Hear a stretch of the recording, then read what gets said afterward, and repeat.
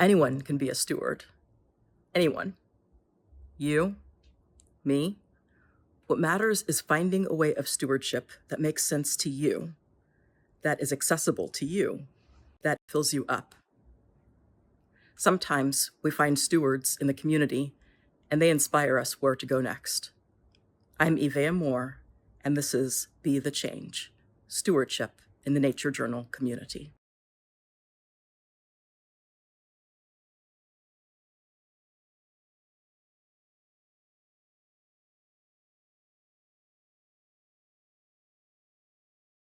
Well, thank you so much for being here with me Thank today. you for inviting me. Yeah, fun.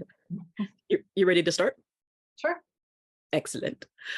In that case, I haven't figured out a good intro for this yet, but I'm here right now with my good friend Lisa Schnell, who is a steward and has done amazing work, and we're here today to hear more about her work. So thank you for being here with me, Lisa. Thank you And so much for inviting me. I'm happy to be here. awesome. And let's see here. Before we get started, maybe I could ask you something, and I apologize, I didn't put this in my questions earlier, but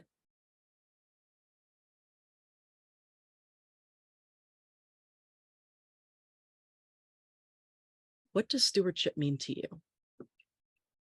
Ooh. um, I think it means caretaking, basically. In this case, taking care of the natural world. And I guess I see that as taking lots of different forms. There's a woman I was going to mention at some point named Dr. Ayanna Elizabeth Johnson. I don't know if you've come across her work at all. Um, and she talks about how there's so much work that needs to be done, to help nature and the natural world right now, and it can feel kind of overwhelming at times. But one thing that's really important to keep in mind is that we all have different skills and interests and abilities, and if we all bring those things and do our best with that, then all together the work that needs to get done will get done. And so I think that can apply to stewardship also.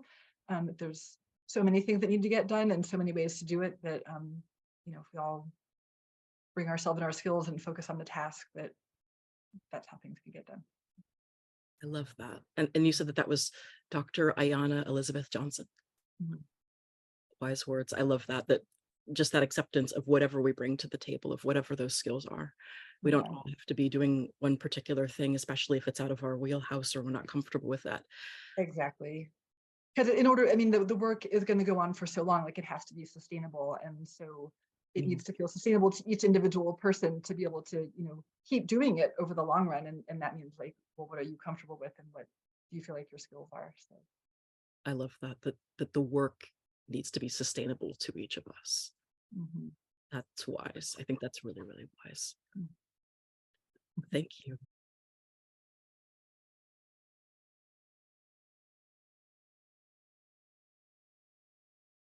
So my first official question is, could you please tell me about yourself? Like where's home for you, and where did you grow up, and what made you fall in love with nature?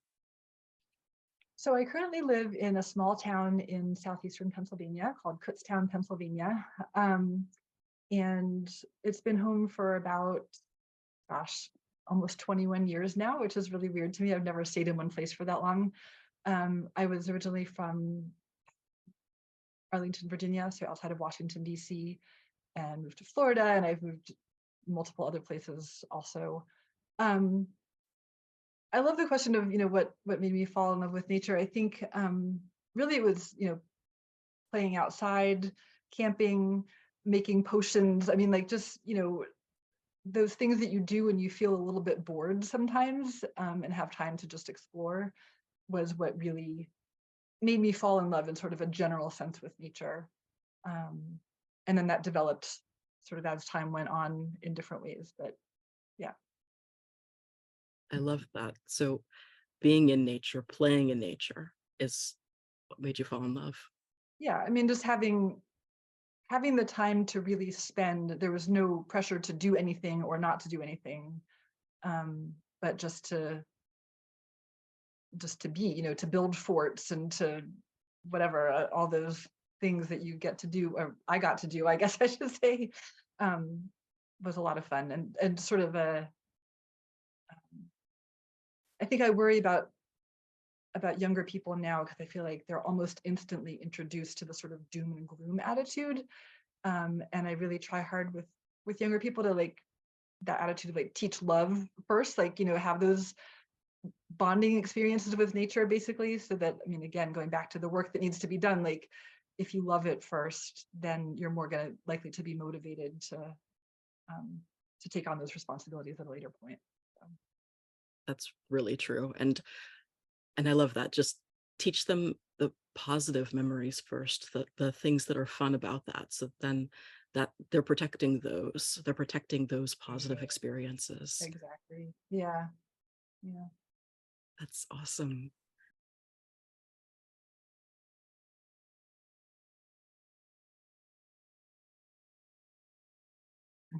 And then if you don't mind, I'd love it if you would tell me about your stewardship work, whatever you want to talk about with it. So um I guess I have a lot of different thoughts and experiences that I would love to share. And I'll just, I guess, talk, and if you have questions, interrupt me along the way. Because when I thought about it, it does kind of go back a fairly long time. Like in high school, my friend called me her little Thoreau, because I was, always very interested in nature, and my family would tease me that when it was time to take exams, I would be the one out there pulling weeds, because that was like, it's almost like relaxing in a way, that sort of focus on that. Um, when I was in college, I didn't really do much with nature-y type things. Like I was a cultural anthropology major, and then I minored in fine arts. But that actually kind of comes back into play later. After college, I worked in Denali National Park up in Alaska, and I was a waitress, so that wasn't exactly doing like stewardship work, but it was this. I got to spend enough months there that I saw the change of seasons, and I was around people who just loved the place so much, to really like get to know a place in a different way. And there were all these tiny, beautiful little wildflowers, and I took my camera around and like, went and took pictures and just got in on the big landscape macro scale, but also sort of the micro scale of really looking at what was around me and learning about it in a deeper way. So that was kind of the start of something more. And then I ended up going to graduate school in plant ecology. And that was in Kansas, which is a lot of prairies, which a lot of people just think of as something to get through, to get to the next location, wherever they're trying to go. But again, I was with, my advisors, one in particular, whose name was Kelly, and the other graduate students who just loved the place, loved the land. I learned, the names of all the plants. And so it was, when I would go out walking around, it was like seeing friends.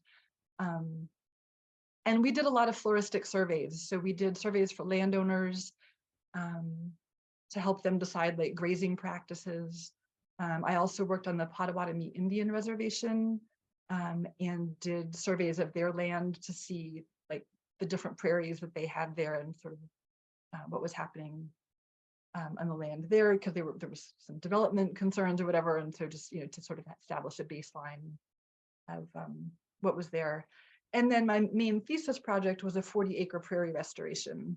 So I had 40 acres that was old crop field in Kansas City, actually right on the edge of Kansas City, that the landowner wanted to return to native prairie. So gathered all the seeds for that, gathered and then also purchased some, but like, a lot of them we gathered by hand and cleaned and stored and whatever, and then planted it and then monitored it.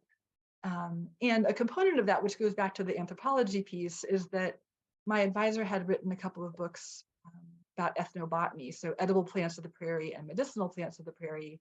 And so we did incorporate some edible and medicinal plants into the restoration, which was kind of cool. I guess another thing that I became interested in, and I guess more thoughtful and introspective about during that time, was sort of our place as humans and our relationship to the land. This was, let's see, mid 90s, I guess, when I was doing all of this. And I think there's been, Earth Days and whatever, and talk of, the problems that our world was facing, but it felt very acute then, and it may have just been my time and my situation, but that's when I was thinking about it a lot. And I thought, wow, are humans just only problematic? Like, do I not have children? Do I, what do I do? I've got this family, like I can't just eliminate my family, I mean, that doesn't work. Like it was just very depressing, and I felt like I needed a different way of thinking about it. And it was around that time that I encountered the work of a man named Gary Paul Nadhan. He was looking at how people, let's see if I can think, the example was right on the border between Mexico and Texas, I think it is, or Arizona, might have been Arizona. And he was looking at, so the land was right next to each other. And on the Mexico side, the people still managed the land. And on the American side, it had become a national park, and they kicked all the people off of the land.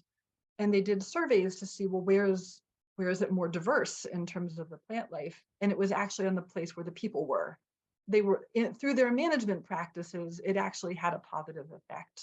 And that just made a huge impact on me. It's like, we can actually be a force of good in the world. And I think, so for me, doing the restoration work was part of that. And just as a mindset to carry forward, that was a helpful way of thinking about it. Let's see. Then after that, I was a Peace Corps volunteer. So I was a forestry volunteer in Ghana, which is in West Africa. And that was an interesting situation. Again, I was helping the community to grow more trees because they used them as firewood. And also there were fruits and that kind of thing that came from them. But some of the trees had already shown themselves to be invasive. And so I felt like part of my role was to say, okay, first of all, we're not planting invasive trees because I've seen how much trouble that could cause, financial expense and taking over the land and that kind of thing. We're not going to intentionally do that here. But I also tried to introduce the idea of planting more of the trees that they use. So like shea, if you've seen that in natural like body products or whatever, SHEA, comes from that part of the world where I was living. I was like, why don't we plant more of that? Because, you need that. And there were other plants too. So it was a little bit of it was tough to convince people that what they had was actually valuable, because they were so used to hearing from other people that things from the outside were more valuable. So that was a whole conversation. Anyway, after that, we moved to Pennsylvania, and I've worked and volunteered at Hawk Mountain Sanctuary on and off, which is a sanctuary for migrating raptors. And so I've led school groups and given presentations and that kind of thing for them. I also work with the Broadwing Hawk Project. There's also a native plant garden that I've worked with. So there's that. And then I've also written a children's book, which is about none of the things I've talked about so far. It's about horseshoe crabs, called High Tide for Horseshoe Crabs. And that one was, I just love the intersection of science, art, and writing, and really wanted to find a way to, I guess, engage with that, but also I think there's a lot of situations where, and maybe it's not happening quite as much anymore, but people talk about, in the US, people are saying save the tigers and the giraffes and the zebras or whatever, and not so much thinking about, well, what do we have right here, right where you are, wherever in the country you are. Not that the tigers don't need saving, but just that there's things very close to home that also deserve our appreciation and respect and attention. And horseshoe crabs were something that I had seen ever since I was a little girl. My mom would take me to the beach, and I would often find them dead on the beach. They were sort of just stinky and annoying, quite frankly. But as an adult, when I brought my own kids back to the beach, I saw them and felt curious about them. And I was like, well, I wanted to learn more about them. And so I got to do research and talk to scientists, and eventually that became the book, which was a fabulous experience. And it's also opened the doors to talking with young people, which I just think is one of the most valuable things. I love talking to people of any age about this stuff, but I feel like young people especially, there's the potential to really shape their attitude towards nature and wild things, and being respectful and just understanding and asking questions. So that's been a lot of fun. Do you want me to keep going? I am loving just all of this. You've done Oh, like, I love all of the work that you've done, and okay. you keep Because I going. was just going to talk about like Wild Wonder and another organization that I work with, which would be the sort of more up to date thing. So I guess during the pandemic, well, back in 2018, I had traveled to Zion National Park and came across this book that looked so amazing. And it was by John Muir Laws, and it was all about drawing nature and nature journaling and that kind of thing. And it was just the thing I needed, because I was really working hard trying to draw and trying to, draw from life more. And this book just was fantastic. And then at the start of the pandemic, I discovered that he had gone online with some of his classes. And that really became a sort of safety net for me. And just, what I was learning, having a focus, meeting other people who also cared so much, just meant so much to me. And at the same time, I also got involved with another group called Creature Conserve, which is a very similar focus in a way. It's all about bringing scientists, artists, and writers together. The way it plays out is actually very different. But I love both groups, and the people that I've met have just been amazing and have made my life a better place, I guess, since then. So that's sort of where things are now, and I'm happy to talk more about any of that and other projects. But yeah, that's sort of where things are now. It is so neat just hearing about all of your different experiences. Yeah. And the minute you said prairie, and that people would think of it as just being a place to get through, I'm thinking, oh no, they underestimated the grasses and the diversity. Exactly. Yes, there's the grasses. There's just some that are tall and some that are short and some that are poofy and some that like have these long awns and they twist themselves into the ground, like the seeds twist themselves into the ground, like they're just, and that's just the grasses, like so And then there's yeah. all of the other forbs. And what are some of the other like kinds of plants that you see out on the prairie? um so many different kinds, and I think part of what I loved was going out, first in springtime when it was all low to the ground and it was easy to find things, and then later as the season progressed when it was taller and the colors would shift. And I always thought of it as sort of a symphony, because there were sort of like different things that would crescendo and then disappear, and then new ones would come in. But I love butterfly milkweed, and I love finding strawberries. Like when you're out on a hike and then you come across ripe strawberries that are warm from the sun, and you get to stop for a little snack. I mean, there's just on so many levels, I think learning the plants like at different stages. I love developing that ability to like, okay, it's not just the flower or the fruit, but I can recognize it when it's just sprouted up out of the ground. That felt like a skill. I mean, I guess it was, again, I truly did come to think of them as friends. I would greet them, and I was leading a student group at some point, and they were like, Lisa talks to plants, Lisa talks to plants. And I was like, yeah, they do start to feel like they have personalities. Some are more aggressive in their growth habits, some are kind of shy, and you feel like excited to come across them. So I say all of the awesome people talk to plants, so yeah. I'm biased. Yeah, exactly. I know I'm in good company here. So Yeah. That is so cool just to hear about just and that is so much hard, like 40 acres you said. Was that right? You said 40 acres that you Yeah, it was 40 acres. that's so much Yeah. work. It was a lot of work. I mean, um, we hired a farmer to drill in the grass seed. So they use like a special attachment on a truck to plant the grass seed. And then I spread the flower seed by hand. Um, and there were certain areas like that I monitored specifically with my study. I marked off study plots that I would go back and measure. Um, and by the end of 2 or 3 years, we were actually able to do a controlled burn on it, which was super exciting. So I got to go around with a drip torch and light it on fire because that's how you manage prairies. Like there used to be lightning fires and bison.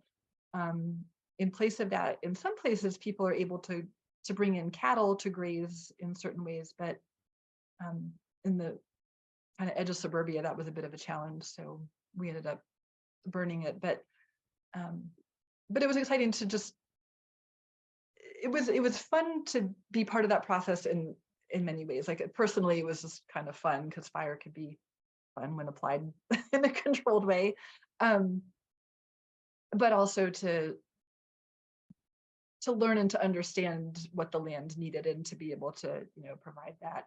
And actually, around that time, we saw a bobcat on the prairie, so it was really cool to realize that what we had created was actually I love the plants just for themselves, but also that it was, bringing in other wildlife and supporting that. And there were people nearby who would sometimes go for a walk and they would sort of explore the area and to provide that also was great. So So cool that the ecosystem continued to grow and develop after the work that you did there.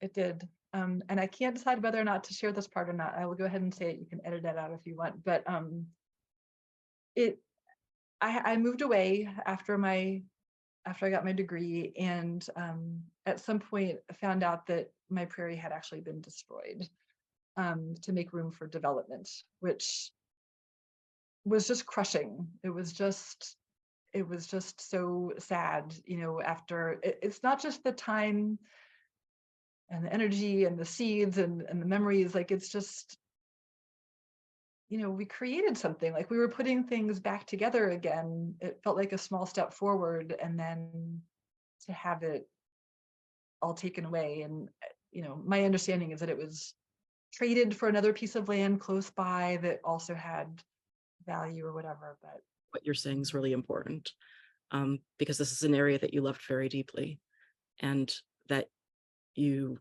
worked on, you helped grow, you mhm, this was home to you, a home that you right, created. yeah. And I actually, so I ended up doing a small project about that. There was something called the Brooklyn Art Library that was gathering sketchbooks. So they would send you a blank book and then you could fill it however you wanted and send it back, and they would archive it and share it with other people. And so I did one about my prairie, and I wrote poems, and there's my attempt at the time for art. It was like little grass flicks or whatever, but it was a start. And it was just a way for me to reflect on all of that, I guess. So that was a really interesting project, and since then I keep returning to it. I at a children's uh, literature workshop at some point, one of the manuscripts I went with was something about restoration. So, and now since then I've written another manuscript about restoration, um, and I'm also considering doing a larger project based on restoration. So, and it all kind of came out of that. And I think both the joy of the experience, but also the heartache, I think, was kind of motivating, to see what it takes to create these things and also how quickly they can be taken away. So um, we need more people out there doing this kind of work and understanding deeply, um,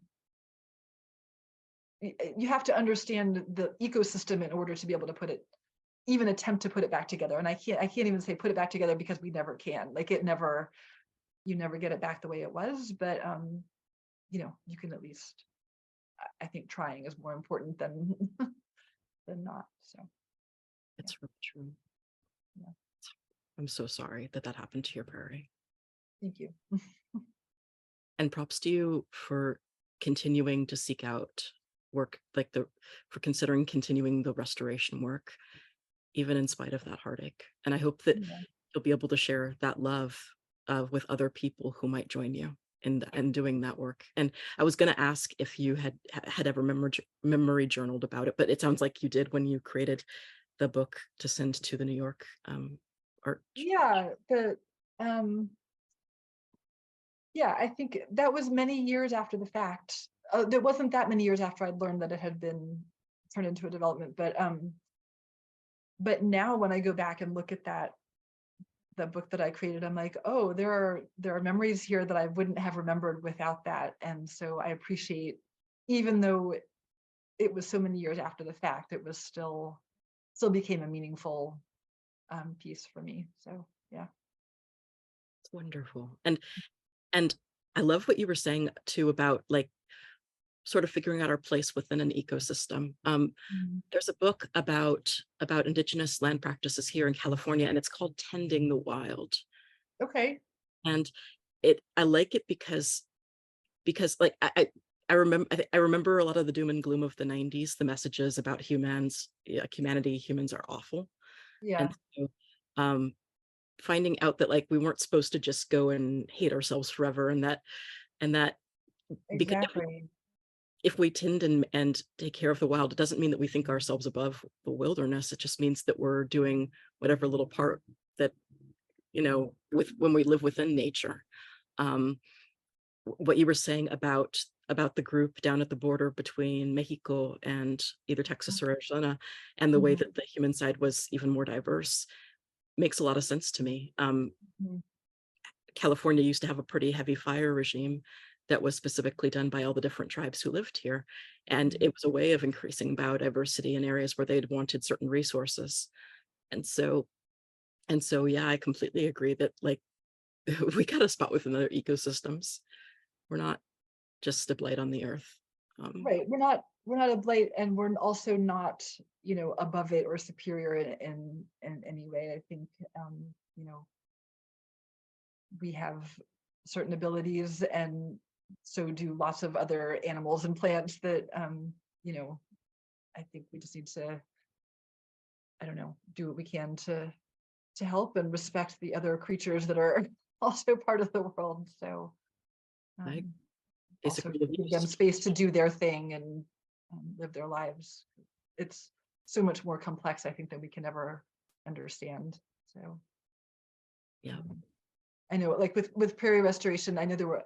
I haven't looked at the literature in a long time, but I know that there were studies that were looking at ants, and even if you were to restore a prairie exactly, next to an established prairie and put the same plants there, sometimes the ants don't come over. Like even just at that basic level, there's something that isn't quite right for them. So you know, there's just so much out there to understand and to learn. So yeah. Really is. It's interesting. I wonder why not. I wonder I why don't they. know. I mean, now the more I hear about mycorrhizae, which we were talking about at the time, but didn't have as much of an understanding, but I wonder if there's things going on below the surface of the soil, that um, interactions and maybe the structure of the soil, and who knows? I mean, prairie soil so incredibly deep um, that we were just restoring it at the plant level, which creates the roots, but like we didn't even make any efforts to do anything with the soil itself. So maybe that's part of it. Might be one of those things where over time, a long period of time, it develops into that, and the Yeah. mycorrhizae slowly colonize and move in. And Yeah. well, I know you do a lot with restoration too. Does any of this sound familiar, that similar to your experience, or? yeah, like the collecting the seeds. We would have was it? I think that we always had a guideline about how many, like how much or what percent of Yeah. the seeds we had to collect. And then what you said about cleaning them and storing them, of course, labeling exactly when and where you got them. Mhm. And then we have a nursery in the Presidio, so they grow them over Oh, time. Then when we go out to do volunteer work, then during the rainy season, the volunteers, that's when we try to schedule the plantings the most. Uh, okay. and so then we during the rainy months, the volunteers will go out and we'll plant them. And so that's kind of a year-round operation with the nursery. Um, And are there management practices that you have where you are? um, Like longer term management? I mean, once everything's planted, because yeah, that can become the harder part of the longer term management too. So True. Um, a lot of the volunteer work that I wind up doing is plant removal.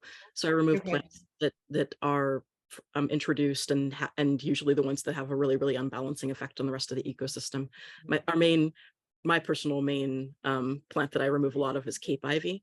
Um, Okay. it has a habit of kind of strangling everything around it and covering it over, and so because it reduces the biodiversity, that's the one that I so a lot of, and it has to be done by hand because that's mixed in with plants we want to save. Mhm, Uh, mhm.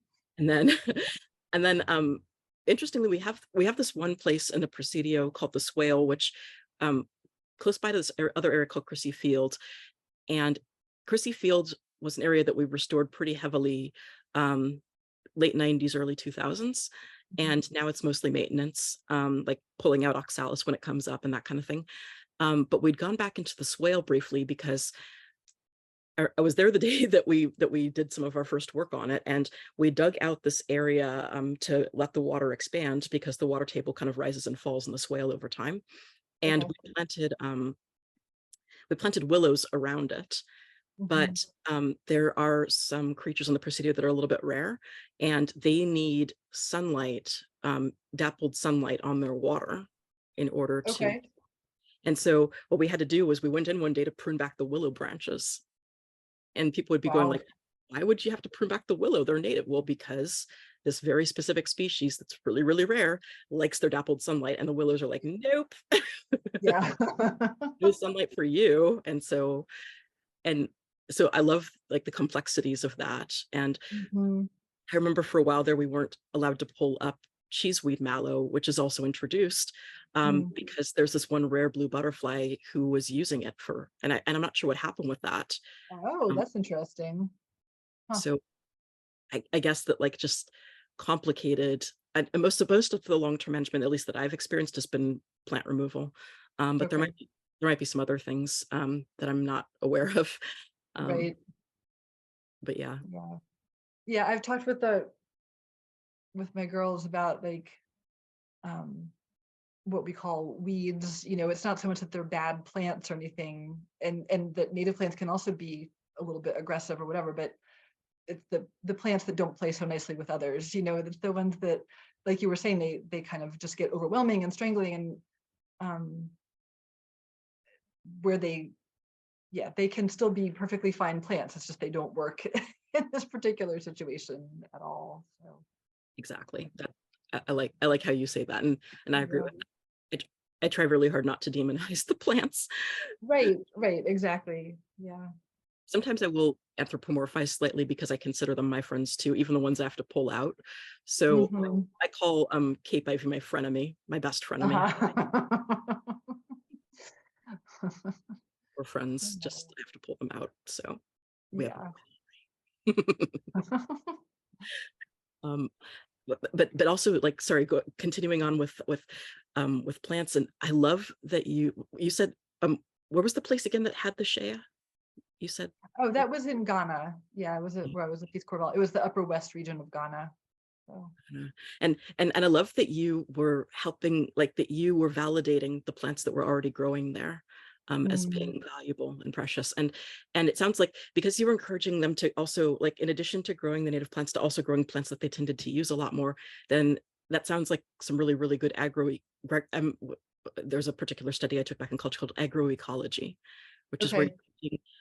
agriculture and an ecosystem sort of as intertwined and as one. Mm, mhm. And so like noticing the ethnobotanical species that are really special. That's big. That's really awesome. Yeah, well, again, I went over kind of idealistic thinking because I had just come off of this master's degree in prairie restoration, thinking, oh, we'll go and we'll figure out what the native plants are and what's useful to them and encourage people to plant it. But it was just a very different situation than I was anticipating, I guess. One, I think, is that because Ghana has been colonized for so very long, that has deep, lasting cultural effects. Some of which is that it had almost been taught to believe that what was there naturally wasn't good enough, which was really sad to me. They thought that, if it came from elsewhere, it was more likely to be useful. At least that was part of the conversation. And then they were still using, traditional, like finding things that were growing and using them as food and medicines and that kind of thing. But convincing them that they should go and intentionally plant those things was a little bit of a challenge. I think for people who are living kind of on a more day-to-day basis than most of us are familiar with, that was when they could say, oh, it grows in the bush, like, why would I plant that? Because it's already there. It was a little bit of it was hard to encourage them to also spend more time, growing it themselves, even though it would make it more convenient. It was hard. But, I do think sometimes you sort of metaphorically plant the seeds of these things and encourage. And I think I hope that by showing genuine interest and curiosity in what I was seeing, that let them know that they have something really special there, like truly, that it's not like any place else, and to value that. So I hope that at least that got communicated. I could see that as being really validating, that you were giving that attention and appreciation to the things that they use, but that they weren't really taught to value or allowed to value before. Right. So I imagine Yeah. that validation would be really healthy, really good. I hope so.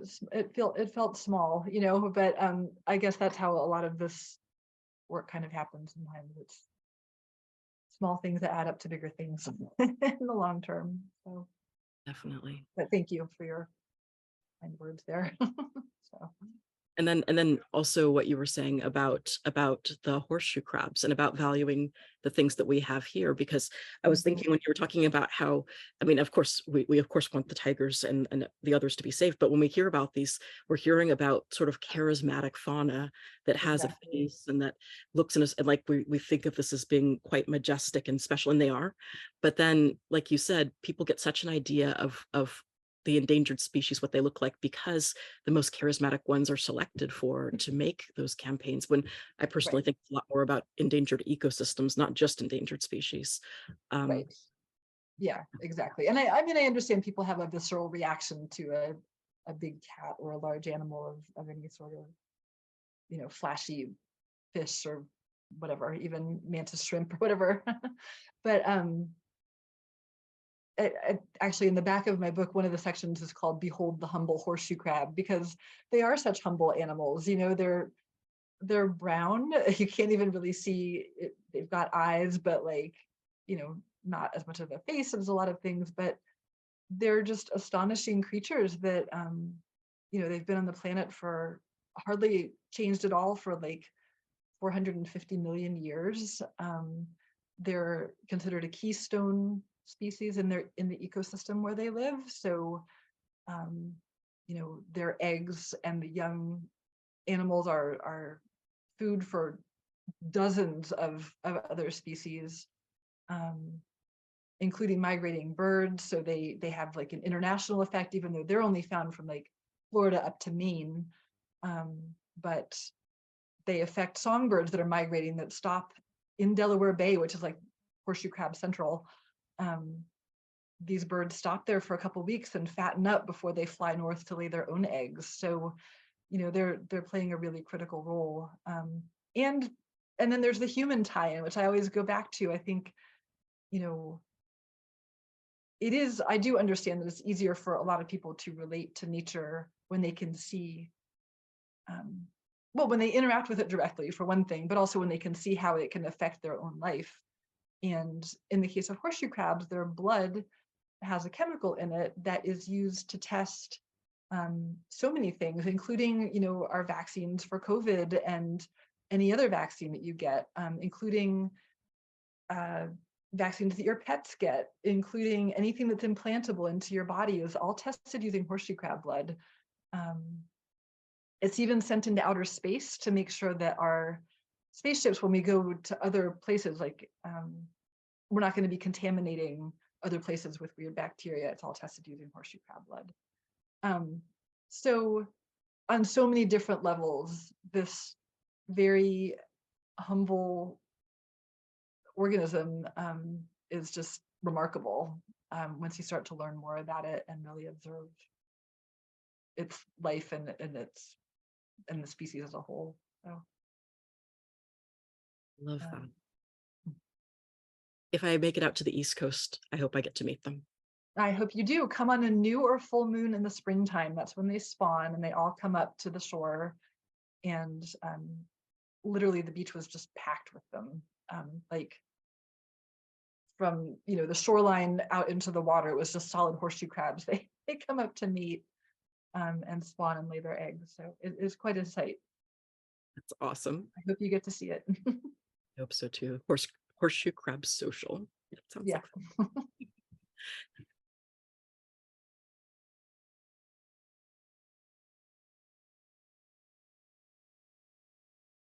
Before you wrote your book on it, you said that you were doing research. Did any of, as you were studying them, did it include any nature journaling or? It included a lot of writing, if that counts. Totally counts. Yeah, no, I know one of your questions was about nature journaling, and it's such an interesting question to me, and I actually am really interested to talk with you more about it, because I think that I have often not considered what I do to be nature journaling per se, and yet when I look at it, I'm like, well, what's not nature journaling about that, So I don't really know. But yes, I do tend to write a lot, always taking notes, always scribbling notes or whatever. And at the time when I was working on the horseshoe crab book, which was 2011-ish was when I think I mainly started on that. I was just starting to develop my art skills more. I was a fine arts minor in college, but never felt like I could draw. And so taking the time to really develop those skills has been a process. And I guess at the time, when I was working on the horseshoe crab book, I was only maybe just starting with that. So definitely writing, not so much drawing with that. Yeah, but I do have later examples where I can sort of see things developing. I'm happy to talk about that. I think that writing completely counts as nature journaling, for the record. Whatever art we do or don't add to our pages, I think that writing is fine as it is. I know that our community tends to be really, really visually centered, which is great in some ways, but I don't want us to be forgetting about all of the other things that are nature journaling too. Exactly. And I do feel like so with the horseshoe crab books, I did a lot of book research. I did phone calls with scientists, interviewing them. And then I got to go out in the field and actually help with the bird research. And I helped with the horseshoe crab research, a couple of days here and there. It wasn't like huge amounts of things, but it gave me that direct experience. And I think that interaction, being there, like I woke up too early one morning and decided to go for a walk on the beach, and that was the morning when the horseshoe crabs were lining, as far as I could see, they were lining the shore, and that was really the tipping point of the words and the book kind of flowing out of me, I feel like, and so I absolutely captured a lot of that in writing and notes and impressions, right then and there, because it just felt so I felt overflowing with the experience. So yeah. It's wonderful. Yeah, when you have that like everything you described to me, that's nature journaling. And Yeah. falling in love with nature and capturing the experience or recording the experience as best you can in whatever form that is, writing it. Mhm. Um, Yeah. And thank it you. was partly just for me at the time, but it also allowed me to share that experience. I want to say almost transfer that experience, like the energy that I felt being there, I feel like went into the book and made it easier to get other people excited about horseshoe crabs, even if they've, I always kind of thought of, okay, I'm writing this for the kid in Chicago who may never get to see a horseshoe crab in real life. Like, how can I bring that experience to them so that they can appreciate it the way I felt it when I was there in person? So, Absolutely. yeah. Um, I would love to. You said that you had a bunch of thoughts about my question about the nature journaling part. I'd love to hear what your thoughts are.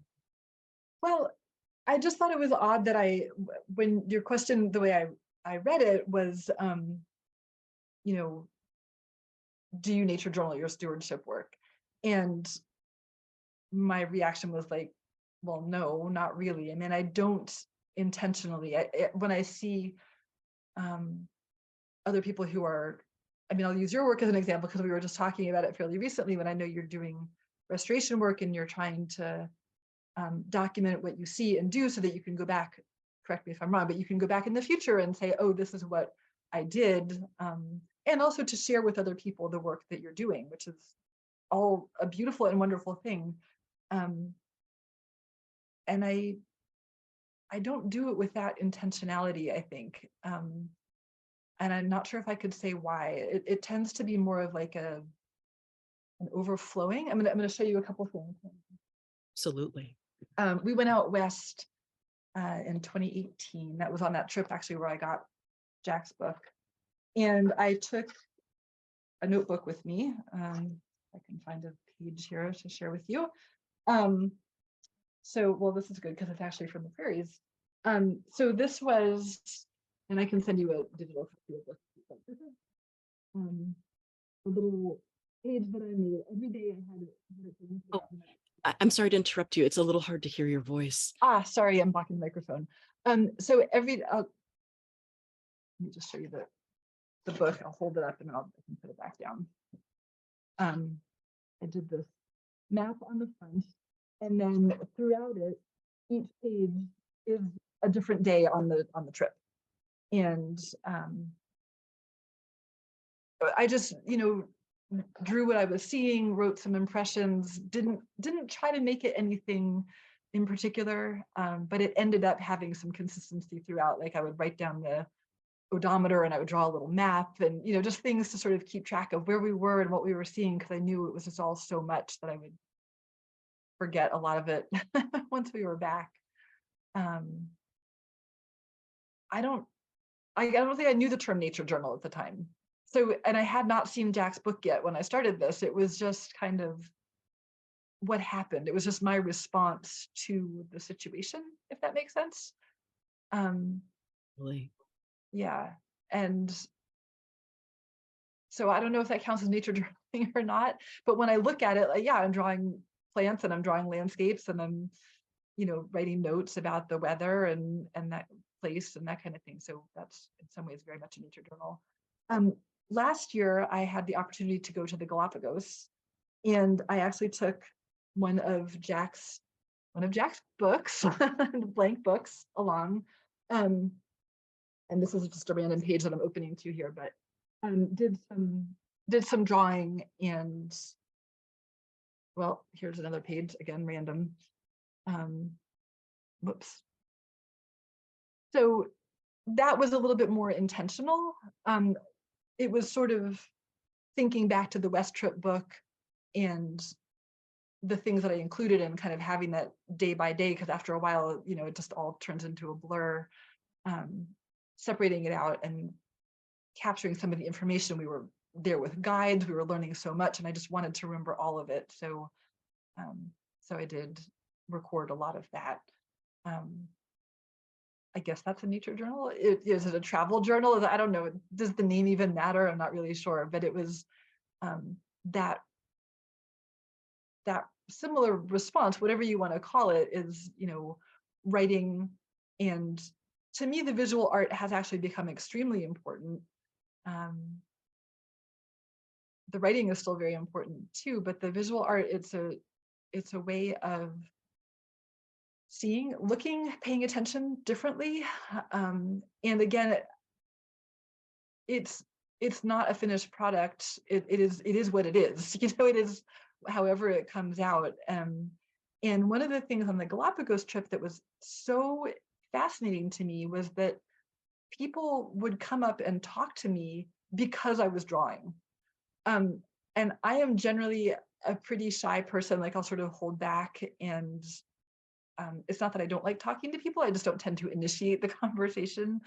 But standing there drawing, people would come up and talk to me, and it was wonderful, and at that point, because I had heard Jack say enough times, like, and you with the pencil miles and everything, they put in the time, people would come up and they were so admiring, and they would say, oh, they can't, or I wish that could, or whatever. And I'm like, you can, you just have to hold still long enough and observe and just give it a try. And that was just a really wonderful experience for me. I think that whole thing, both creating that book, journal, whatever you want to call it, but also that way of interacting with the people, really meant a lot to me. So It's really cool. yeah. You drew in their curiosity because of your curiosity. And Exactly. Yeah. Yeah. No, I think you're right. I mean, for me, that was a trip of a lifetime. Like, it was something that I had dreamed about doing for so long, and I finally got to go. It was my mom and I went on the trip together. So it was just really special and wonderful trip. And I think for some other people there, it was one of many trips, not necessarily to the Galapagos, but similar sorts of things that they were like, oh, this is a cool thing. But I don't know that they were stopping and looking and listening to quite the same extent. I don't mean that for everybody, but I mean, there were certainly people who would just kind of walk through, but I think seeing somebody really stop and pay attention it caught their attention. So yeah.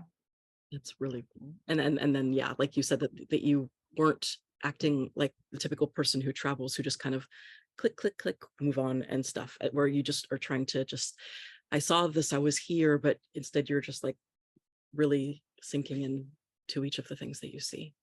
It To the sounds best of my ability. I mean, they kept us moving, and I was like always the one falling behind and running to catch up. But because I was one a little longer in every place, there's always more to see. But I think that kind of attention for me keeps the situation from becoming completely overwhelming. It's really easy, especially in a place like that where I'm so excited to be there and see and learn so much, to just have my attention going all different directions, but to slow down and focus on one thing can help calm me down and give me some focus. And so I really appreciate that aspect of it also. And that's true of both the writing and the more visual art too. definitely. Yeah. You also bring up a good question about like what even is nature journaling, um, and Right. Yeah, and which I guess is why I was interested to talk to you, because I can't explain to you myself why I would not necessarily call that nature journaling. I don't know. and that's okay. It's okay if you don't Yeah. know.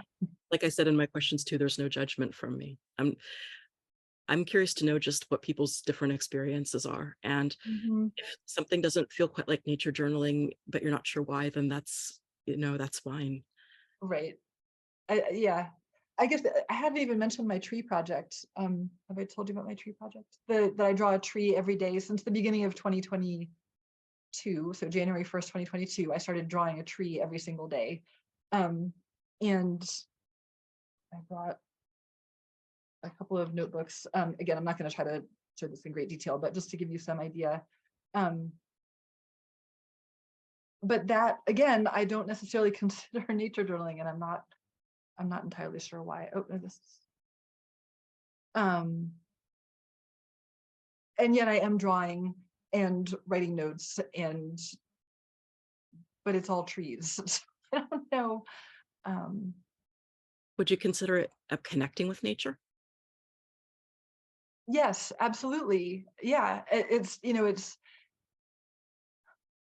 the way, again, going back to sustainability. I wanted this to be a long-term practice that originally I intended to do it for the whole year, and it's actually gone longer than that now. But what I realized I could commit to comfortably was 15 minutes a day. So I can go longer if I want and have time, but um, 15 minutes is what I commit to each and every day. And that has worked pretty well. Like, it's a pretty minimal commitment. Some days I go, 20, 30 minutes. Some days it's cutting it off right at 15 because I've got to go pick up my kid or whatever.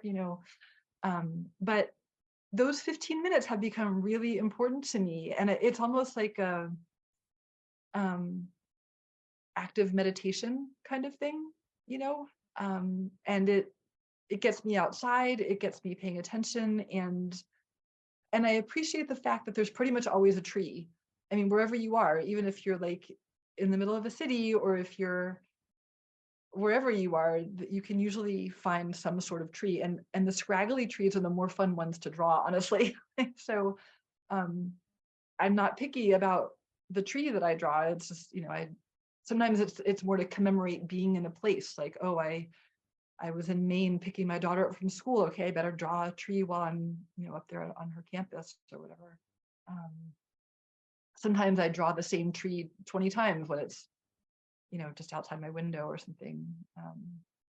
But it is that, again, going back to paying attention, um, seeing how I'm responding, how is the light different on a particular day, just like even small observations can start to feel kind of meaningful. So Love that. It might be the same tree, but it's never going to be the same day because time doesn't. exactly. Or the leaves start to emerge, or a bird lands in the tree, or whatever. Like, it's, there's always something a little bit different. Or like, for a while I was trying to draw the whole tree all the time, and more recently I've been drawing, just, I call them tree moments. So like a little, the way a branch overlaps with another one or something, and it looks elegant, and I can make it's just a smaller appreciation.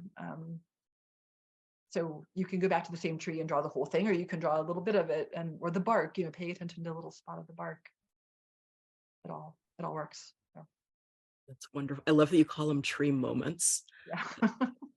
As somebody who loves trees but who struggles with drawing them, because I also I feel great pressure to draw the whole tree.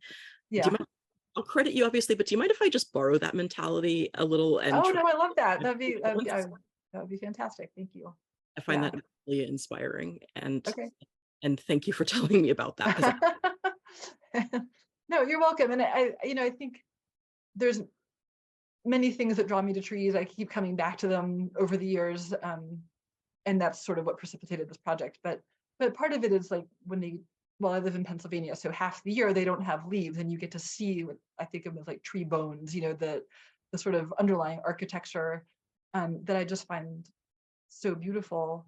Um, but given that I'm working in 15-minute increments, it can be hard to capture the whole thing all at once. And also sometimes try to get any detail. And so working on a smaller section can make it feel a lot more manageable. definitely Yeah. I love that tree bones. Yeah. So there's this one, some kind of ash that grows in front of my favorite coffee shop, and when the tree has no leaves, I'm like, oh, my friend, you are very underdressed today. It's twigs at me as if to say, I'll get you with my leaves later. That's cool. Just getting to see this your usual friends, but in different stages. Exactly. Yeah. Yeah. So that's fun. Um, Another thing that I've been doing recently that I just wanted to mention, because I think it's another way that I think maybe makes things feel a little bit more manageable. I came up with a program that I'm actually going to get to do as part of a residency, the title of it is Rooted, Rounded, Reaching. And what we're going to do is take leaves, preferably from trees, but not necessarily, and make a little print of them. I have a little tiny printing press. It's a little 3D printed press, and run a leaf through it. And then what I'm going to ask people to do is write a little anecdote, or again, sort of small experience that they've had interacting with a tree or with nature in general. I don't feel picky, however they want to do it. I brought a little example to show you. So, whoops. So it's a print. It's not even a particularly good print. And then I drew on it a little bit and also wrote a little bit.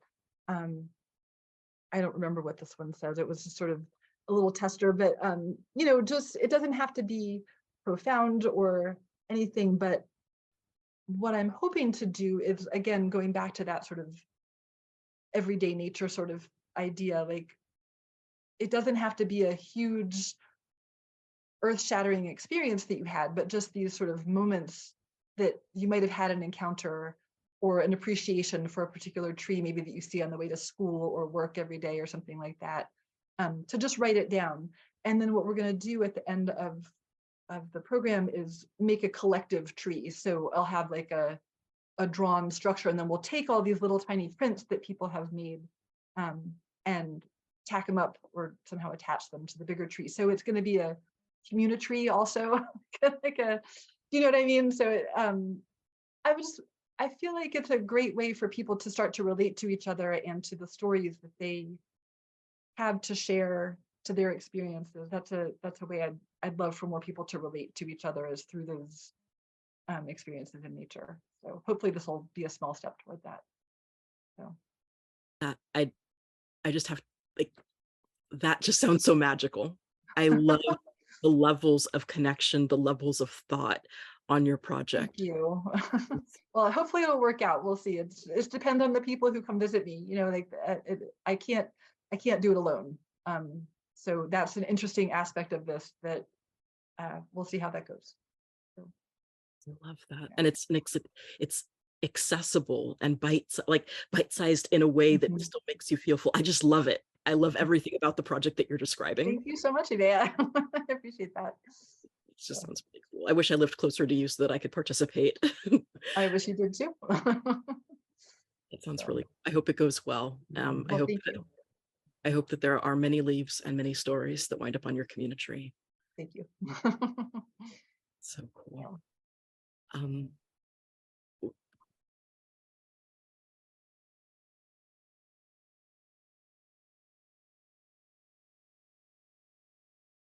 Sorry, I don't even know what to like. Are there any other things that you want to share about or talk about that we didn't already cover, or thoughts? No, I don't think so. I don't know. I mean, if you have questions or if there's anything you want to know more about, I'm happy to keep talking. But I guess your original question or topic is about stewardship and sort of caring for the land, and those are kind of the main high points. But I told you before we got on the call that I was out pulling weeds in our garden earlier today. I mean, there's sort of that, home level, like what each of us can do, I guess. And actually, I just heard a talk a couple weeks ago by Doug Tallamy, who's the homegrown national. He's done a lot of work in a lot of different things, but one of the things that he's talking a lot about right now is the idea of a homegrown national park, and the idea of each of us creating more biodiversity at home, whatever that means. When our girls were in elementary school, we actually started a school garden at their school, and that was part vegetables and part native plants, just to start to introduce the idea, because most people just know about pansies and marigolds. Now, I love pansies and marigolds. Like, I'm not saying that there's nothing wrong with that, but just that there's this whole diverse ecosystem out there that we can have at our very own homes, and we can invite different insects and birds and other animals to come into our lives by planting these things. So that is one thing that one other thing that we do at home is just, whenever we can, replace the grass with different plants and help encourage other people to do that too. So, um, I which love is something that everybody can do wherever you are. My point of that was that even if it's just a potted plant, even if you have like a milkweed plant in a pot or um, something like that, something that's, local to your area that you can make more of so that those insects have a place to land, to get food, to raise their young. Um, hopefully everybody can find a way to do a little something to be part of that. So. I love that. That was the other question that I'd written like later on that I forgot to ask was how to do that kind of stuff. How other people might do that kind of stuff. And what you said right there is it. Like, do what's accessible, do what's right there with you, that you can. Yeah. And I don't, there may be people who don't have the resources to put a plant in a pot or a windowsill to put it on. Like I totally understand that. I think that there are things happening all over the place. Again, schools are a great place to introduce this idea because it can be integrated into the curriculum even. And I know there's a whole nature journaling education conference. I will not even try to go into that here, but I think that that's a wonderful thing to be able to do. City gardens or abandoned lots or something like that could be converted, even if it's just sprinkling a few seeds in there for the few pollinators that might be coming through, is really important. And I guess the other piece of this that we maybe haven't exactly hit on the head is the idea of community, which feels so important to all of this. I mean, I think none of these things can happen on any of our own. None of us can do this alone. And I think that is just so important to remember. I think it's easy to get into this mindset of like, I don't know, I have to be the hero, or I have to, it's not good enough if I don't do it all myself. I don't even know what goes into it. And I certainly fall prey to it sometimes, but that idea that, and again, going back to the idea of sustainability too, I think when you work with other people and have that energy and knowledge and encouragement, sometimes it can keep these things going and growing. So when you say what can we each do, I think that part of the answer to that question would be do what you can, but also join forces with other like-minded people so that you can do more than any of you thought you could together, because that's usually how it works out, so. I agree hardcore with that. There's a celebration my mom and I have every year for Kwanzaa, and it's a 7-day celebration with different principles on each day. And my favorite principles on day 3, and that one is collective work and responsibility. Okay, and you are such a champion of that. I mean, I know your trash cleanups and the birthday celebrations and everything has been, you've done amazing work with that. So thank you. yeah. The most amazing years, though, have been when other people have been there with me and we're all doing that together. It's been Right. fun for so many reasons. Like, first of all, you've got somebody right there to say, did you just see that? What? Right. Why is there another spoon out here? Why do we keep finding large spoons? Or then you could say like, oh, did you see that animal that just flew out of the water there? That's what we're trying to rescue. Or even like annoyance or frustration when we're like, why is there so much trash? It is like the sea. It's never going to end. And Right. then Right. and then being there to support each other, or even just like, I don't know, singing Disney villain songs while you're cleaning. Exactly. Just, yeah, no, all of that. Exactly. So I think there's, there's knowledge and there's time and all of that, and all of those things are important, and sharing it with other people to keep yourself coming back, and also to keep these things sort of replicating themselves out into the world, so that it's not just this one location, that it's sort of a more of a collective effort, and hopefully more will happen, and we'll do the work that needs to be done. So yeah. Absolutely.